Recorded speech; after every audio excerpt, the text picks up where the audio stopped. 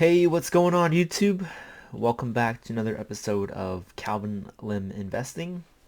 Today we're going to just do a little quick preview for the upcoming week. We're going to take a look at earnings for next week, as well as a couple of key things to keep an eye on. So just going to give you a little quick rundown about what's going to happen next week and some of the things to look forward to.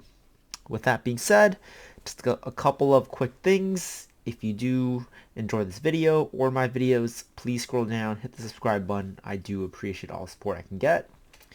Next of all is that my friends and I, we do have a Discord that's free to members or free to the public, where you can join, have a conversation, kind of get to know other people, and be surrounded with a like-minded community.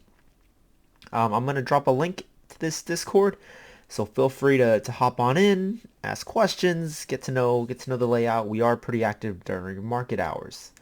And finally, I am not a financial advisor, so please speak with one before you begin to invest.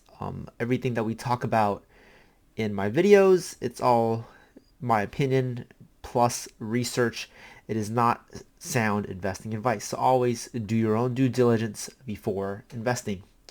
Alright, so let's jump straight in. So taking a look at Earnings Whisperer, this week has a couple of companies, nothing that really stands out. You have Paychex, Conagra, and Constellation Brands. Constellation Brands is STZ. They do make a lot of alcohol products. And then you have Jinko Solar. So those are probably the four that are bigger than the others, but looking at this week, this is a pretty plain week for earnings.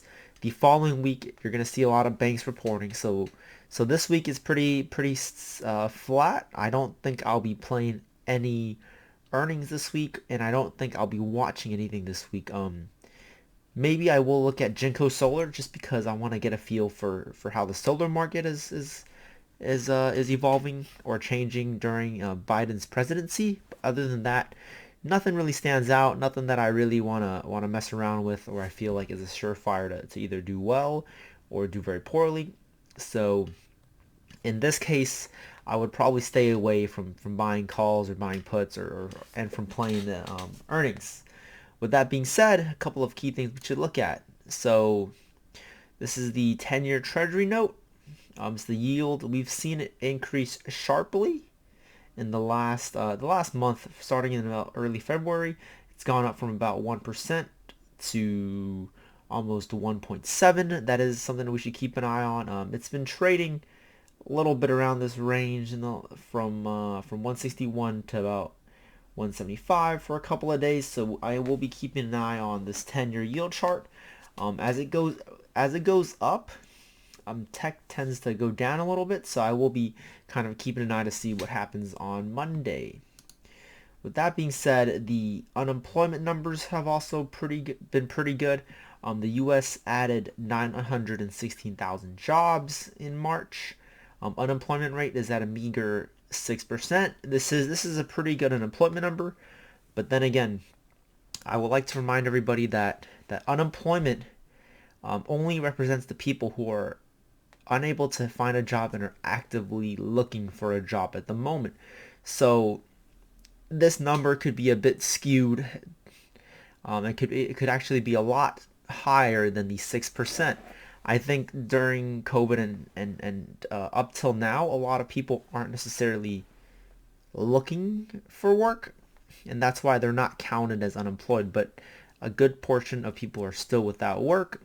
They may not actively be looking, and that's why the quote-unquote unemployment rate is down to 6%. I think it's somewhere a little bit higher, because I do feel that there's a lot of parents who aren't looking to work at the moment until the schools open up.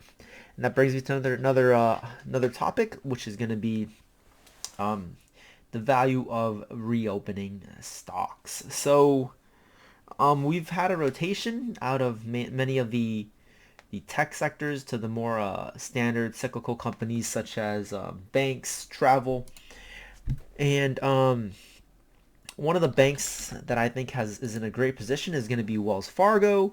It's trading around $39.63. Bank of America and JP Morgan and Citigroup, they all have risen quite dramatically and are close or near all-time highs, while Wells Fargo is still lagging significantly. So I think out of all the banks, I think Wells Fargo has the most potential to reclaim this $50 or higher mark. Um, and I do own a lot of Wells Fargo in my long-term dividend account, and I do plan on adding more. So with that being said, those are just a quick hitter, couple of things to look out for in the market, and a quick little preview of earnings. Nothing crazy. Once again, this is Earnings Whisperer on their Twitter. You can go on and see what they have as the most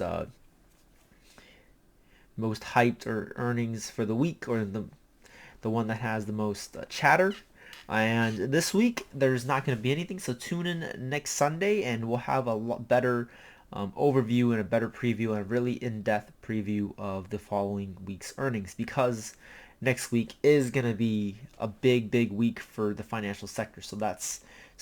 Next week, tune in next Sunday. I'll have a better breakdown. We can, I'll be breaking down various banks and what I think, and sort of what I think about their business model as a whole. So, all right, guys, that's it for today, and I hope to see you guys around.